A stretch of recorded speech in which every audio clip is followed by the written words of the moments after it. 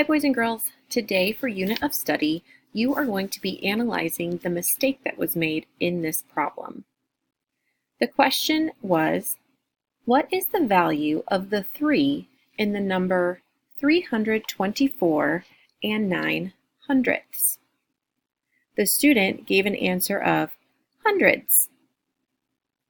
Today I want you to explain the error in the student's thinking.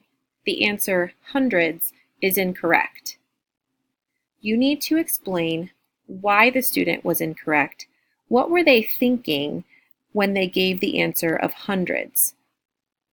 Once you're done explaining the student's error in thinking, I would like you to answer the question correctly and tell me how you know you are correct. You are going to do this explanation of thinking on Seesaw. You may take a screenshot of this problem and upload it to Seesaw and then do a voice recording, or you can do a video recording of yourself, whichever you would like to do. Be sure to use precise language, mathematical words when you give your explanation, and be sure to answer all parts of the question.